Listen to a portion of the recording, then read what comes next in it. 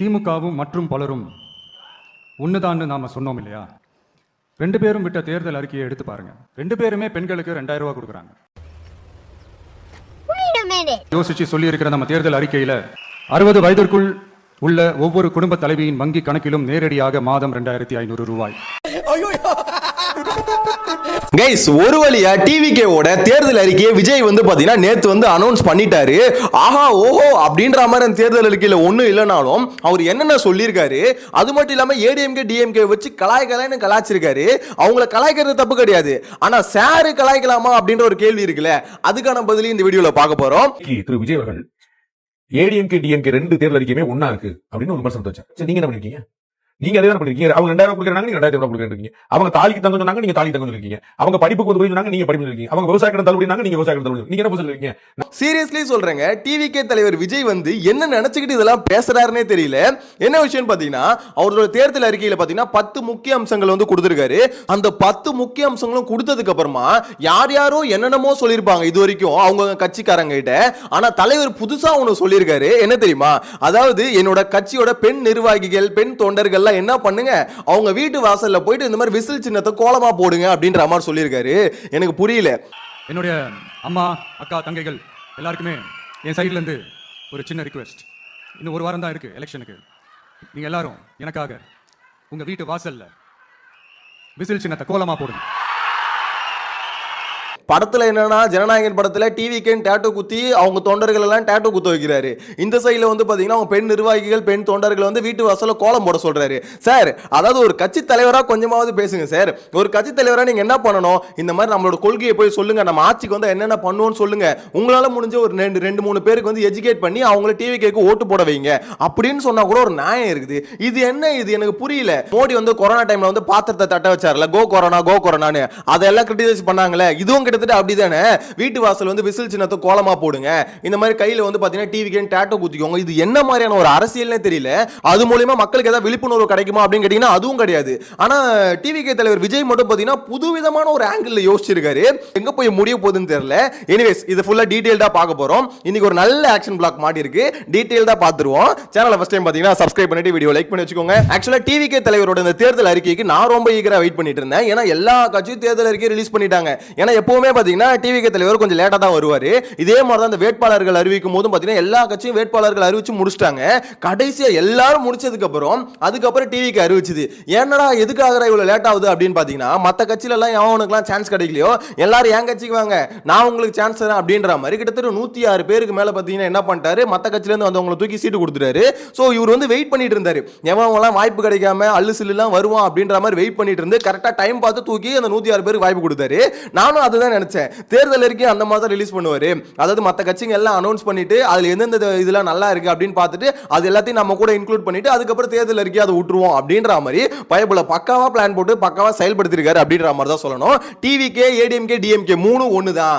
ஏன்னா 3 பேரோட தேர்தல் அறிக்கையும் ஒரே மாதிரி தான் இருக்கு. தட் மீன்ஸ் பாத்தீங்கன்னா இவரு இலவசம் கொடுக்குறாரு, அவங்களும் இலவசம் கொடுக்குறாங்க, முக ஸ்டாலின் இலவசம் கொடுக்குறாரு, எல்லாருமே இலவசம் தான், ஒரே கேட்டகரி தான் அப்படின்ற மாதிரி சொல்லிட்டு இருந்தோம். விஜய் என்ன சொல்றாருன்னா, ஏடிஎம்கே டிஎம்கே இவங்க 2 பேர் தேர்தல் அறிக்கையில எந்த சேஞ்சஸுமே இல்ல. அவரு 2000 கொடுத்தாருன்னா இவங்களும் 2000 தராங்க. அதே மாதிரி பாத்தீங்கன்னா அவங்க ஃப்ரிட்ஜ் கொடுத்தாருன்னா இவங்க 8000 ரூபாய் டோக்கன் தராங்க. சோ இவ்வளவுதான், எல்லாமே ஒரே மாதிரி இருக்கு, கலர் மட்டும் தான் சேஞ்ச் ஆகுது அப்படின்ற மாதிரி கிரிட்டிசைஸ் பண்றாரு, கலாய்க்கிறாரு. அது சொல்லி கொஞ்ச நேரத்திலே பாத்தீங்கன்னா தலைவர் சொல்றது என்ன தெரியுமா, இந்த மாதிரி நான் 2500 ரூபாய் தருவேன், அதாவது என்னால எது எதெல்லாம் செயல்படுத்த முடியுமோ அதை தான் சொன்னேன் அப்படின்ற மாதிரி சொல்றாரு. அவரால் எதெல்லாம் செயல்படுத்த முடியும் அப்படின்னு சொன்னாருன்னு சொல்லிட்டு பார்த்தலாமா. ஆனா என்னால புரிஞ்சுக்க முடியாத ஒண்ணு என்ன தெரியுமா, விஜயோட பாலிடிக்ஸ் சுத்தமா புரிஞ்சுக்கவே முடியல. மத்தவங்களை கலாய்க்கிற விஷயத்தையே இவரும் பண்றாரு. அது எப்படி தான் பண்ண முடியும்னு தெரியல. ஏன்னா இலவசங்கள் கொடுக்கிறது தப்பு அப்படின்ற மாதிரி ஸ்டார்டிங் ஸ்டேஜ் எல்லாம் பேசும்போது பாத்தீங்கன்னா விஜய் அதை தான் பேசிட்டு இருந்தாரு. அதுக்கப்புறம் அவரே இலவசங்களை கொடுத்தாரு. இப்போ பாத்தீங்கன்னா அவங்களோட தேர்தல் அறிக்கையை கலாய்க்கிறாரு. அதுல இருக்க மாதிரி தான் இவரது இருக்கு. அதாவது டிஎம்கே ஏடிஎம்கே 2 பேரும் மாத்தி மாத்தி காப்பி அடிச்சு வச்சுக்கிறாங்க அப்படின்ற மாதிரி சொல்றாருல. தலைவர் என்ன பண்ணிக்கிறாரு, டிஎம்கே ஏடிஎம்கே என்டிகே 3 பேர்ல இருந்தும் ஒரு பாயிண்ட் சுட்டு வச்சுக்கிறாரு அப்படின்ற மாதிரி தான் சொல்லணும். சார், கிரிட்டிசைஸ் பண்றதுன்னா உங்களை தான் ஃபர்ஸ்ட் கலாய்க்கணும். நீங்க மத்தவங்களை கலாய்க்கிறீங்களா? நான் இதுல ஏடிஎம்கே டிஎம்கே சப்போர்ட் பண்ணணும்னு நினைக்காதீங்க. 2 பேருமே கூட்டு கலவாணிங்க தான். சோ அந்த 2 கூட்டு கலவாணிங்களை கலாய்க்கிறது தப்பு கிடையாது. ஆனா அதை கலாய்க்கணும்னு வச்சுக்கோங்களேன், இந்த பக்கம் நீங்க பாத்தீங்கன்னா அவங்க பண்ண தப்பெல்லாம் பண்ணாம நின்னுட்டு நீங்க கலாய்க்கலாம். எல்லாத்தையும் ஷேரும் பண்ணிட்டு ஷேரும் திருப்பி ட்ரோல் பண்றீங்கன்னா என்ன சார், பெரிய ட்ரோல் மெட்டீரியல் நீங்க தான் சார் ஆவீங்க, கொஞ்சம் பார்த்து பண்ணுங்க. எனிவேஸ் அவரோட தேர்தல் அறிக்கையை பார்க்கலாம். இதுல ஃபர்ஸ்ட் பாயிண்ட் என்னன்னு பாத்தீங்கன்னா மகளிர் மேம்பாடு. மகளிர் மேம்பாட்டுக்கு என்னென்ன பண்றாங்க, அதான் அந்த 2500 தருது, அதுக்கப்புறம் சிலிண்டர் 6 சிலிண்டர் ஃப்ரீயா கொடுக்கறது, சோ இதுக்கு அடுத்து பாத்தீங்கன்னா அந்த 1 சவரன் நகை கொடுக்கறது, சோ இந்த மாதிரி விஷயங்கள்லாம் இருக்குல்ல, இதெல்லாம் மகளிர் மேம்பாட்டுல வருது. இந்த மகளிர் மேம்பாட்டுல இன்னொரு விஷயம் வருது, பிறக்கிற குழந்தைங்களுக்கு தங்க மோதிரம் கொடுக்குறாருல, அதுவும் வருது. சோ இது வந்து பாத்தீங்கன்னா மகளிர் மேம்பாட்டுல இது எல்லாமே ஒரு லிஸ்ட் போடுறாரு. இதுக்கு அடுத்து பாத்தீங்கன்னா உலகத்தர கல்வி கொடுக்குறாரா. அந்த கல்வி எப்படி கொடுப்பாரு அப்படின்றத சொல்றது கேளுங்களேன். அதாவது உறைவிட வசதியுடன், அதாவது தங்கும் வசதியுடன் பாத்தீங்கன்னா 100 காமராஜர் சிறப்பு பள்ளிகள் வந்து அமைக்கப்படும் அப்படின்ற மாதிரி சொல்லியிருக்காரு. அப்ப மிச்ச பள்ளிகள் எப்படி இருக்கும், அதே மாதிரி இருக்குமா அப்படின்ற ஒரு கேள்வி வருதுல. 100 காமராஜர் சிறப்பு பள்ளிகள் வந்து உருவாக்குறான். பேரு மட்டும் நல்லா வச்சிடறானுங்கப்பா, பேரு வச்சு சோறு வச்சு அப்படின்ற மாதிரி தான் கேட்க தோணுது. எனக்கு புரியல. தமிழ்நாடு ஃபுல்லா பாத்தீங்கன்னா 100 பள்ளிகள் மட்டும் உருவாக்குவாராம். சோ இது கூட பாத்தீங்கன்னா 20 லட்சம் வரை உயர்கல்வி கடன் லோன் கொடுக்குறாங்க. புரியுதுங்களா? கவர்மெண்ட் வந்து லோன் தராங்க. எதுக்கு? படிக்கிறதுக்கு வந்து லோன் தராரு. சோ இது கூட பாத்தீங்கன்னா நவீன கட்டமைப்புடன் அரசு பள்ளிகள், ஏஐ மூலம் கட்டணமில்லா போட்டித் தேர்வு பயிற்சிகள். எனக்கு இந்த ஏஐன்னு ஆட் பண்ணோன்னா டிவி காரங்களா என்ன நினைச்சாங்கப்பா, தலைவர் எவ்வளவு டெக்னாலஜி யோசிக்கிறாரு. ஏஐ உதவியுடன் பயிற்சி வகுப்புகள் எடுக்கப்படும். இப்போ எல்லா கோர்சஸ்லயும் பாத்தீங்கன்னா ஏஐ இன்டகிரேட் பண்ணி தான் பண்ணிட்டு இருக்காங்க. தலைவர் அந்த ஏஐன்னு சேர்த்த உடனே பாத்தீங்கன்னா தலைவர் எவ்வளவு டெக்னாலஜிக்கலா ஃபியூச்சரிஸ்டிக்கா யோசிக்கிறார்ல, ஏஐன்னு சொல்றாருல அப்படின்ற மாதிரி. அது புரிஞ்சு பேசுறானுங்களா புரியாம பேசுறானுங்கன்னு தெரியல. படிக்கிறதுக்கு லோன் தரேன்றாரு. எனக்கு புரியல. எஜுகேஷனை ஃப்ரீயா கொடுக்க வேண்டியதானே? அது உயர்தர கல்வின்னு சொல்றாருல, எல்லாருக்கும் ஃப்ரீயான எஜுகேஷன் கொடுக்க வேண்டியதானே? அதுதானே ஒரு கவர்மெண்டோட வேலை. அதை விட்டுட்டு 20 லட்சம் ரூபாய் எதுக்கு கடன் கொடுக்குறாரு அப்படின்ற ஒரு பேசிக்கான கேள்வி வருதுல. இந்த கேள்வி உங்க தலைவரை பார்த்து கேட்டீங்கன்னா மூஞ்சி திருப்பின்னு ஓடி போயிடுவார். திருப்பி லிட்டரலா பார்க்கும் போதே தெரியுது ஏடிஎம்கே டிஎம்கே இவங்க எல்லாம் இதை தான் பண்ணிட்டு இருக்காங்க. ரொம்ப காலமா இதை தான் பண்ணிட்டு இருக்காங்க. எஜுகேஷன் லோன் கொடுத்துட்டு இருக்காங்க. அதுக்கப்புறம் ஆட்சிக்கு வந்தோம் நான் வந்து கல்வி கடனை ரத்து பண்றேன்னு சொல்றது. இது வந்து காலங்காலமா நடந்துட்டு இருக்கு. அதே தான் தலைவரும் பண்றாரு. இந்த ஏஐ பயிற்சி வகுப்புகள்னு சேர்த்துனா தலைவர் ரொம்ப அட்வான்ஸ்டா யோசிக்கிறாரு. இதுக்கு அடுத்து சுகாதாரமான தமிழ்நாடு அப்படின்ற டாபிக்ல கொண்டு வந்திருக்காரு. குடும்பத்துக்கு 25 லட்சம் மருத்துவ காப்பீடு. எனக்கு என்ன புரியலனா 25 லட்சம் மருத்துவ காப்பீடு, அதாவது இன்சூரன்ஸ் வந்து போட்டு கொடுக்குறேன்னு சொல்றீங்களே, ஏன் அந்த மருத்துவத்தை ஃப்ரீயா கொடுக்க முடியல உங்களால? மருத்துவம் அனைவருக்கும் இலவசம். அதே மாதிரி உயர்தர மருத்துவம் வந்து அனைவருக்கும் இலவசம். பிரைவேட் ஹாஸ்பிட்டலுக்கு ஈக்குவலான சேவையை நான் கொடுக்குறேன், அதை விட அட்வான்ஸா நான் கொடுக்குறேன். ஒரு கவர்மெண்டா என்னால முடியாதா அப்படின்றத சொல்லல. அதை சொல்ல மாட்டாங்க. 25 லட்சம் மருத்துவ காப்பீடு தரேன்.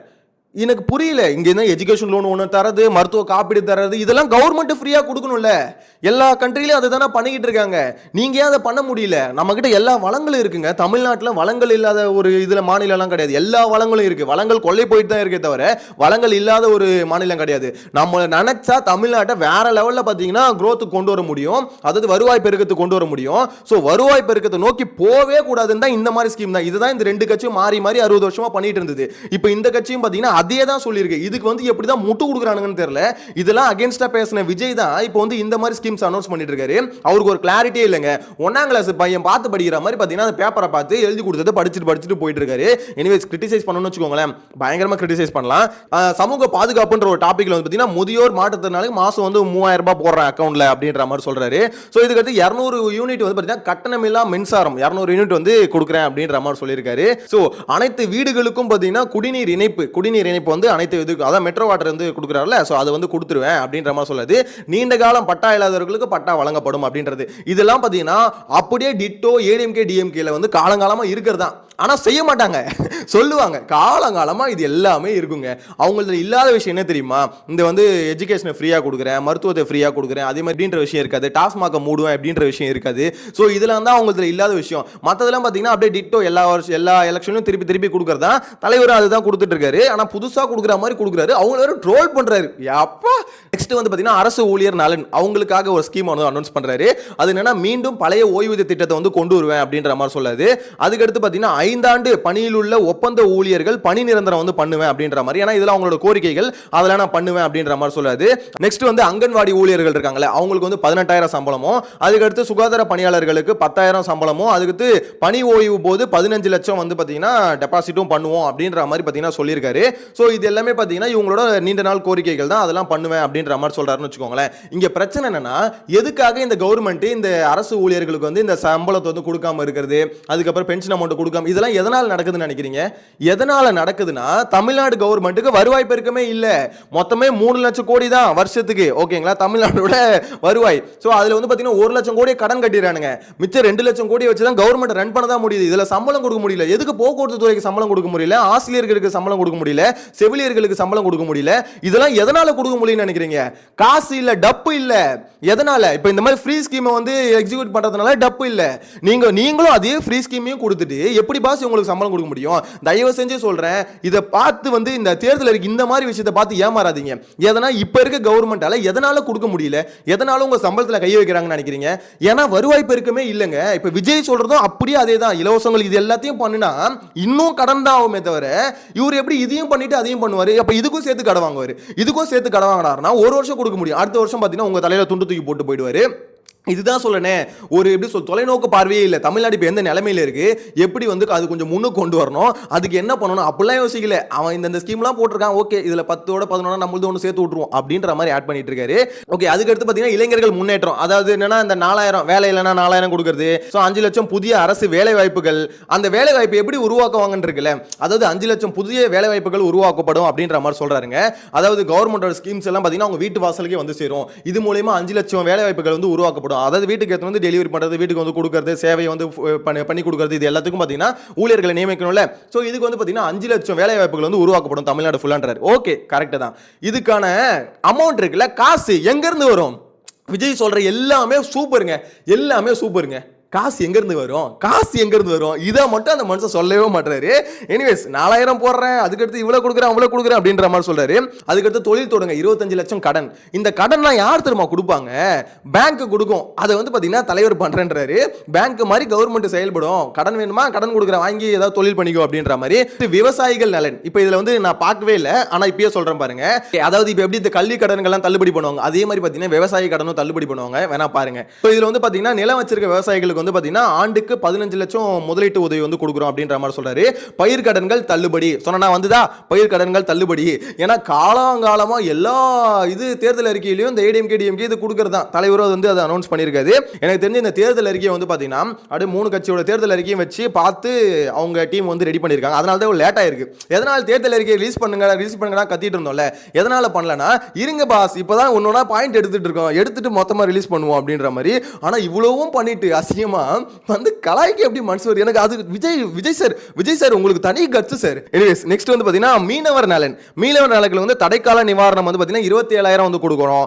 மீனவர்களுக்கு குறைஞ்சபட்ச ஆதார விலை வந்து ஃபிக்ஸ் பண்ணுவோம் அப்படின்ற மாதிரி சொல்றாரு. சோ அதுக்கு விபத்து காப்பீடு 25 லட்சம், மீனவர்களுக்கு நிரந்தர வீடு, இந்த மாதிரி விஷயத்துல நாங்க பண்ணுவோம் அப்படின்ற மாதிரி சொல்றாருன்னு வச்சுக்கோங்களேன். அதாவது இந்த அமௌண்ட் கொடுக்கிறது இது எல்லாமே பாத்தீங்கன்னா இவரு சொல்ற ஓவரால் ஸ்கீம்லயும் எல்லாமே என்ன வருதுன்னா அமௌண்ட் கொடுக்கறதா வருது. அதுக்கெல்லாம் நான் கடைசியா வரேன். நெக்ஸ்ட் தமிழ்நாடு வளர்ச்சி, இதுல தாண்டா பயங்கரமான இன்கம் வரப்போகுது அப்படின்னு நினைப்பீங்களே, பாருங்க. இப்ப அதாவது 2036க்குள் 1.5 ட்ரில்லியன் பொருளாதாரம், ஏஐ அமைச்சகம், ஏஐ பல்கலைக்கழகம், ஏஐ நகரம், மாவட்ட வாரியாக மாஸ்டர் பிளான், தமிழ்நாட்டில் முதலீடு செய்பவர்களுக்கு 21 நாட்களுக்குள் வணிக உரிமம், தமிழ்நாட்டில் முதலீடு செய்பவர்களுக்கு 21 நாட்களுக்குள் வணிக உரிமம், இது எல்லாமே பண்ணுவோம் அப்படின்ற மாதிரி சொல்றாரு. அதாவது என்ன பண்றாருன்னா பேசிக்கா இவங்க வந்து பாத்தீங்கன்னா வருவாய் பெருக்கத்தை இன்க்ரீஸ் பண்றதுக்கு இவர்கிட்ட ஐடியா இல்லை. அவர் என்ன பண்றாருன்னா மற்ற கம்பெனிகளை வந்து கூப்பிடுறாரு. இந்த 2 கட்சியும் 60 வருஷமா என்ன பண்ணுச்சோ அதை தான் இந்த மனுஷன் பண்ணுவான்றாரு.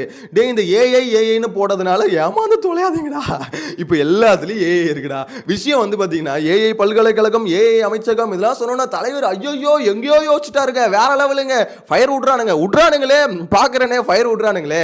பேசிக்கா அவங்க தலைவர் வந்து பாத்தீங்கன்னா மற்ற இந்த ஏடிஎம்கே டிஎம்கே மாதிரி கம்பெனிகளை கூப்பிடுறாரு. இப்போ ஹுண்டாய் கம்பெனி வருதுன்னு வச்சுக்கோங்களேன், இத்தனை ஏக்கர் உங்களுக்கு வந்து ஃப்ரீயா தரும், மின்சாரத்தை வந்து ஃப்ரீயா தரும், நீங்க எங்களுக்கு வந்து அங்க பிளான்ட்டை போட்டு எங்களுக்கு இளைஞர்களுக்கு வேலை வாய்ப்பு கொடுங்க அப்படின்ற மாதிரி சொல்லுவாங்க. இதுதான் பாத்தீங்கன்னா நிறைய ஸ்டேட் பண்ணிட்டு இருக்கு. தமிழ்நாடு காலங்காலமா இதுதான் பண்ணிட்டு இருக்கு. சோ இவங்க என்ன பண்றாங்கன்னா கவர்மெண்ட்டுக்குன்னு ஒரு இன்கம் சோர்ஸ் வந்து இருக்கக்கூடாது, அது டாஸ்மாக் மட்டும் தான் இருக்கணும், வேற எதுவும் இருக்கக்கூடாதுன்னு சொல்லிட்டு எல்லாத்தையும் பாத்தீங்கன்னா காலி பண்ணிடுறது, எல்லாத்துலயும் ஊழல் வந்து பாத்தீங்கன்னா மொத்தமா முடிச்சு விட்டுறது. அது இல்லாம பிரைவேட் கம்பெனியை வந்து வர வச்சு எங்க இளைஞர்களுக்கு வேலை வாய்ப்பு கொடுங்கன்னு கேட்டுட்டு இருக்காரு. இப்போ அதே தான் விஜயும் சொல்றாரு. நெக்ஸ்ட் வந்து பாத்தீங்கன்னா நல்லாட்சி, ஃபைனல் பாயிண்ட், அதாவது லஞ்சமில்லா நிர்வாகத்துடன் அரசு சேவைகள் அனைத்தும் வீட்டு வாசலில் வந்து சேரும். ஓகேங்களா, அதாவது லஞ்சமே இருக்காது, டைரக்டா வீட்டு வாசலுக்கே வந்துடும் அப்படின்றாரு. நெக்ஸ்ட் காலக்கெடுவுடன் கூடிய அரசு சேவைகள், அதாவது ஒரு விஷயம் பண்றாங்கன்னா அது காலக்கெடுன்னு ஒன்று இருக்கும், இந்த டைம்குள்ள முடிக்கணும் அப்படின்றது, ஸோ அதை வந்து செட் பண்ணுவோம் அப்படின்ற மாதிரி சொல்றாரு. நெக்ஸ்ட் நிதி ஒதுக்கீட்டில் 10% திட்டங்களை மக்களே தீர்மானிக்கும் அதிகாரம். பட்ஜெட் போடுறாங்களே, பட்ஜெட்ல வந்து பாத்தீங்கன்னா 10% வந்து அமௌண்ட் வந்து மக்களே அதுக்கான திட்டத்தை திட்டத்தை உங்களுக்கு தீர்மானிக்கிற அதிகாரம். அதாவது அந்த ஆப்ல வந்து இத்தனை பேர் ஓட்டு போடணும், அது மூலியமா இந்த திட்டத்தை வந்து நாங்க வந்து அமல்படுத்துவோம் அப்படின்னு சொன்னார்ல. ஸோ அது வந்து நாங்கள் கொண்டு வருவோம் அப்படின்ற மாதிரி சொல்றாரு. ஸோ இவ்வளோ தாங்க இவரோட அந்த 10 பக்காவான பாயிண்ட். அதாவது பக்காவான பாயிண்ட் வந்து கொடுத்துருக்காரு. இதுல ஃபுல்லா பார்க்கும்போது உங்களுக்கு என்ன தெரியுது? மீனவர்களுக்கு அது பண்றாரு, விவசாயிகளுக்கு இது பண்றாரு, இந்த மாதிரி இளைஞர்களுக்கு அது பண்றாரு, எஜுகேஷன் இப்படி இம்ப்ரூவ் பண்றாரு, மருத்துவத்துக்கு வந்து பார்த்தீங்கன்னா இன்சூரன்ஸ் தராரு, அது மாதிரி எஜுகேஷனுக்கு வந்து லோன் தராரு, எல்லாமே பண்றாரு அப்படின்ற மாதிரி ஒரு பக்கம் தோணும்ல. இதுதாங்க ஏடிஎம்கே டிஎம்கேயோட பாலிடிக்ஸ். இங்க என்ன பிரச்சனை, மக்களுக்கு வந்து தமிழ்நாடு மக்களுக்கு இதுல என்ன பிரச்சனை இருக்குன்னே தெரியல. அவர் பாட்டும் பார்த்தீங்கன்னா 1 சவரம் கோல்டு மோதிரம், அதுக்கடுத்து 2500 ரூபா சிலிண்டரு, அப்படி இப்படி இலவசங்களை அனௌன்ஸ் பண்றாரு. உங்களுக்கு இவ்வளவு தரேன், அவங்களுக்கு தரேன் அப்படின்ற மாதிரி எல்லாத்துலயும் காசை எடுத்துன்னு வந்து இறக்கிறாரு. எல்லாத்துலயும் பார்த்தீங்கன்னா காசை கொட்டுறது மட்டும் தான் தெரியுது. எங்க இருந்து எடுத்து கொட்டுவாரு அப்படின்றதை இவர் வந்து அனௌன்ஸ் பண்ணவே இல்லை. அதுதான் இங்க பிரச்சனையே. உங்களுக்குன்னு வருவாய் பெருக்கம் இருக்கா அப்படின்னு பார்த்தீங்கன்னா டாஸ்மாக தவிர தமிழ்நாட்டுக்கு ஒரு மண்ணாங்கட்டியும் கிடையாது. நெக்ஸ்ட் வந்து டாக்ஸ். ஸோ இது எல்லாத்தையும் பண்ணணும்னா டாக்ஸை இன்க்ரீஸ் பண்ணணும். டாக்ஸை இன்க்ரீஸ் பண்ணா இதெல்லாம் பண்றதுக்கு பிரயோஜனமே இல்லை.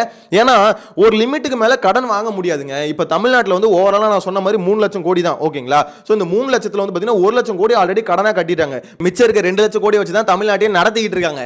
அதுவே பத்தல, அதனால தான் யாருக்கும் சம்பளம் போட முடியல. ஸோ சம்பளத்தை வந்து பிடிக்கிறது, பென்ஷன் வந்து போடாமல் இருக்கிறது, இந்த மாதிரி வேலைகள் அதனால தான் பண்ணிட்டு இருக்கிறது. இப்போ விஜய் வந்து இந்த ஸ்கீம் எல்லாத்தையும் அனௌன்ஸ் பண்ணாருன்னு வச்சுக்கோங்களேன், தமிழ்நாட்டோட கடன் 10 லட்சத்துலேருந்து 20 லட்சமா மாறிடும். இதுல விஜய் இல்ல, ஏடிஎம்கே வந்தாலும் சரி, டிஎம்கே வந்தாலும் சரி, அதே மாதிரி தான் இந்த இலவசங்களை வந்து இம்ப்ளிமெண்ட் பண்றதுக்கு திருப்பி கடன் வாங்குவாங்க. கடன் வந்து இன்னும் இன்க்ரீஸ் ஆயிடும். 1 லட்சம் கோடின்றது 1.5 லட்சம் கோடியா கட்ட ஆரம்பிச்சிருவாங்க. அப்ப பேலன்ஸ் இருக்க 1.5 லட்சம் கோடியில வந்து நீங்க என்னத்தை வந்து கவர்மெண்ட் ரன் பண்ண முடியும்? இதுல எங்க இருந்து நீங்க சொன்னதெல்லாம் இங்க அமல்படுத்த முடியும்? எனக்கு புரியலையே. இங்க வந்து ஆல்ரெடி இங்க திண்டாட்டத்தில் இருக்கிறது காரணமே கடன் தான். வட்டி மட்டும் கட்டிட்டு இருக்கோம். நம்ம அசலை கட்டவே இல்லை, வட்டியை மட்டும் கட்டிக்கிட்டு இருக்கோம். அந்த மினிமம் டியூன்னு சொல்லுவாங்களா, அதை மட்டும் நம்ம கட்டிக்கிட்டு இருக்கோம். ஸோ இதுல வந்து நம்ம காசு எல்லாம் வட்டிக்கே போயிட்டு இருக்கு. அதெல்லாம் மக்களுக்கு வந்து புரியுதா புரியலையான்னு தெரியல. இந்த 1000-2000 கொடுக்கும்போது ஆகான்றது, இந்த பஸ் எல்லாம் ஃப்ரீயான விடும்போது பார்த்தீங்கன்னா ஆகான்றது, இதை பார்த்து வந்து ஓட்டு போடுறது. ஏங்க உங்களுக்கு புரியுதுங்களா? உங்களோட விலைவாசி எல்லாமே ஏறிக்கிட்டு இருக்கு. நீங்க கட்டுற வரி எல்லாமே ஏறுது. வரி நீங்க இந்த கடன் வந்து பார்த்தீங்கன்னா கவர்மெண்ட் தானே கடன் வாங்குது. நம்மளுக்கு என்ன பிரச்சனை அப்படின்னு யோசிச்சீங்கன்னா, இதுக்கு முன்னாடி 10,000 நீங்க வீட்டை ரன் பண்ணிட்டு இருந்தீங்கன்னா இப்போ 20,000 தேவைப்படும். அதுதான் இங்க இருக்க பிரச்சனை. டிராஸ்டிக்கா இன்க்ரீஸ் ஆகிட்டே இருக்கு. இந்த இலவசங்களை அதிகரிக்க பார்த்தீங்கன்னா ஒவ்வொரு 5 வருஷத்துக்கும் பயங்கரமா இன்க்ரீஸ் ஆகும். விஜய் வந்து அந்த தெளிவோட வருவாருன்னு நினைச்சா, அந்த அரசியல் புரிதலோட வருவாருன்னு நினைச்சா, திருப்பி இவங்க 2 கட்சி என்ன பண்ணிட்டு இருந்தாங்களோ அதே வேலையை தான் நானும் பண்ணுவேன் அப்படின்னு சொல்லிட்டு வரதுக்கு இப்படி ஒரு கட்சி வராமே இருந்திருக்கலாமே. இதெல்லாம் சீமான் கேட்டுட்டு இருக்காரு. ஏன் அரசியல்னு வரும்போது உங்களை ஆள போற தலைவர்கள்னும் போது அதுல யாரு நல்லவங்கன்றதை ஏன் தேர்ந்தெடுக்க மாட்டீங்க? அதுக்கு வந்து கொஞ்சம் யோசிங்களேன் அப்படின்ற மாதிரி சொல்றாரு. எது வாங்க போனாலும் நல்லது, ஆனால் நாட்டை ஆளுகிற தலைவனில் மட்டும் தற்குறி, திருடன், தருதலை இவர்களை தேர்வு செய்கிறோம். ஏன் அங்கே தடுமாறுகிறீர்கள்? ஏன் அங்கே ஒரு முறை ஏமாந்தால் பத்தாதா? ஒரு முறை. ஆனா நம்ம மக்கள் வந்து பாத்தீங்கன்னா அதை பத்திலாம் யோசிக்கிற மாதிரியே தெரியல. ஏன்னா அப்படி யோசிச்சிருந்தா இவ்வளவு பிரச்சனை அவங்களை சுத்தி நடந்துகிட்டே இருக்கு. கனிம வளங்கள் ஒரு பக்கம் கொல்ல போகுது, அதே மாதிரி விலைவாசி ஒரு பக்கம் ஏறிக்கிட்டே இருக்கு. நம்மளோட அடிப்படை வசதிகள் நம்மளுக்கு கிடைக்கிறது வந்து பாத்தீங்கன்னா சரியா கிடைக்கல, மருத்துவம் சரியா கிடைக்கல அடிப்படையா. அதே மாதிரி பாத்தீங்கன்னா எஜுகேஷன் வந்து எப்படி சொல்றது, ஃப்ரீ எஜுகேஷன் கவர்மெண்ட் ஸ்கூல்னு ஒன்று வச்சிருக்காங்களே, அது எந்த அளவுக்கு இருக்குன்னு உங்களுக்கே தெரியும். ஸோ இதெல்லாம் இம்ப்ரூவ் பண்ணணும். பிரைவேட் ஸ்கூலுக்கு ஈக்குவலா கவர்மெண்ட் ஸ்கூலுக்கு வரணும், பிரைவேட் ஹாஸ்பிட்டலுக்கு ஈக்குவலா கவர்மெண்ட் ஹாஸ்பிட்டல் இருக்கணும், எல்லா ஃபெசிலிட்டியும் கரெக்டா இருக்கணும் அப்படின்றத வந்து மக்கள் எதிர்பார்க்கணும். ஏன்னா நம்மளோட அடிப்படை ரைட்ஸ் அதெல்லாம். நம்ம டாக்ஸ் கட்டுறோம், நம்ம அதெல்லாம் பார்த்தீங்கன்னா நம்ம கேட்கலாம். அதெல்லாம் கரெக்டாக கேட்கறதுக்கு நம்மளுக்கு இருக்க ஒரே நாள் வந்து பார்த்தீங்கன்னா இந்த வர 23ஆம் தேதி தான். இந்த ஓட்டு போடுறது நம்மளோட உரிமை. ஓட்டு போடுறதுல நம்மளோட பவர் இருக்கு. உங்களோட பவர் என்னன்றது அங்க காமிங்க. அதை விட்டுட்டு நீ இலவசங்களுக்கு மயங்கி அடிமை ஆயிடாதீங்க தயவு செஞ்சு. அது நிறைய பேருக்கு புரியுதா புரியலையான்னு தான் தெரியல. அந்த புரிதல் வந்து எப்படி தான் கொண்டு வரதுன்னு எனக்கு தெரியல. ஏன்னா அதுக்கு ரொம்ப கஷ்டமா இருக்கு. மக்களுக்கு புரியலையே. இந்த 1000 ரூபாய் வந்து அப்பா இந்த மாதிரி ஸ்டாலின் வந்து 1000 கொடுக்குறாரு, விஜய் வந்து 2500 ரூபா கொடுக்குறேன்றாரு, அது வந்து நல்ல விஷயம் தானே அப்படின்ற மாதிரிலாம் யோசிக்கிறாங்க. அப்படிலாம் யோசிக்கவே கூடாது. இதுக்கு மேல எனக்கு எப்படி சொல்றதுனே தெரியல. எனிவேஸ் நெக்ஸ்ட் வீடியோல மீட் பண்ணலாம். Tata bye by.